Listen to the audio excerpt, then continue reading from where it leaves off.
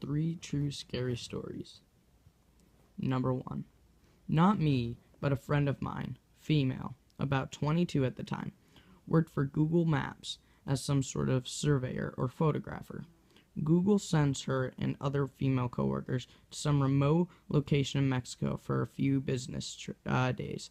The hotel they were staying at was apparently nice enough, but literally outside of the walls of the hotel was a really rough ghetto, with people living in boxes lining the streets. Anyway, the first day of the trip, she and her coworker are taking a taxi to the location they had to survey. And at a red light, some crazy guy opens the door, tries to pull my friend out, and then starts stabbing her in the chest with a knife.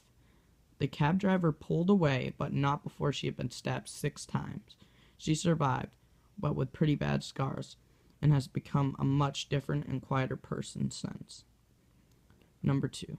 When I was about 6 years old, I went up to this seedy carnival that was set up in a mall parking lot with my dad and my grandma.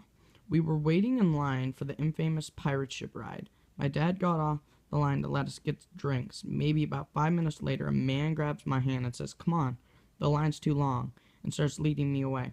I remember my grandma yelling at me, "That's not your father."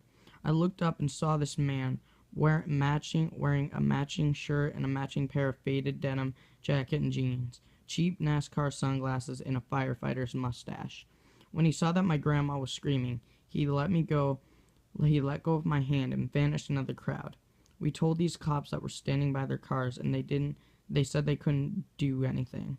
It's actually bothered me for a very long time. Number 2. I was in India for work, staying at a fairly nice hotel. I don't do this often. I usually like to head straight to the room and order room service while watching a movie, but I decided to have a drink at the lobby bar. I had a drink on my own. There was no one else around the bar, and I made small talk with the bartender. I ordered another drink and decided to use the bathroom. I was gone a couple of minutes, and when I got back, I noticed that my drink, Scotch and Dry, had a cloudy white rim at the top, which isn't normally there. On closer inspection, the cloudy froth was settling into a powdery residue on the side of the glass. I asked the bartender what was wrong with the drink, and he at first acted like he didn't notice anything. I was suspicious and kept it until he acknowledged he saw something. I mean it. It was obvious. There was this froth 2 to 3 around the glass. Then he said that it actually happens and it's nothing. I then looked him directly in the eyes and asked, "Did he put anything in my drink?" It was so hard to explain, but his response, though, it was no.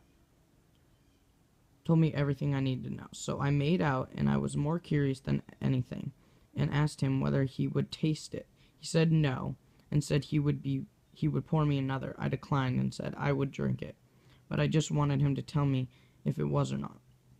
All this while, there was an awkward vibe where we both knew the jig was up, and we were pretending like this wasn't happening. I paid up and left the drink there, locked and latched my door, the whole time picturing myself lying in a bath of ice with my organs being cut out. You know what? I'll read another one since that one was a little messed up. It was a dark and stormy night. I was spending the summer in Florida with my aunt and uncle. I left with my uncle to go to get dinner and bring it home. And when we got back to the house, it was strangely quiet. Their 3-year-old son was quiet in his crib. He searched the house and couldn't find my aunt. Then we saw the 200 labeled glass sliding patio door / storm panel was missing. It had been flung out onto the patio and my aunt was under it. He was freaked out. It looked like both of us had to lift it off of her. She was convulsing, froth running down her face. I called 911. Uncle held her head. We figured it out. The next few hours/days, my aunt had been closing the patio door, reached up to turn off the light switch, and the house, she said, was struck by lightning and went into her hand and up her nose and out her nose. Later we found all of her nose hairs were burnt. She had somehow been flung outside with the sliding door. She survived and had electrical tremors and symptoms for about 2 years. Mother Nature can be a total bitch. Alright, guys, I hope you enjoyed that. Sorry, I can't, like, I was on Reddit, and I was looking for, like, a good 25 minutes trying to find some good stories, and, like, this is about as good as I got. And, comment and let me know, if you know where any good, true scary stories are, and hope you enjoyed.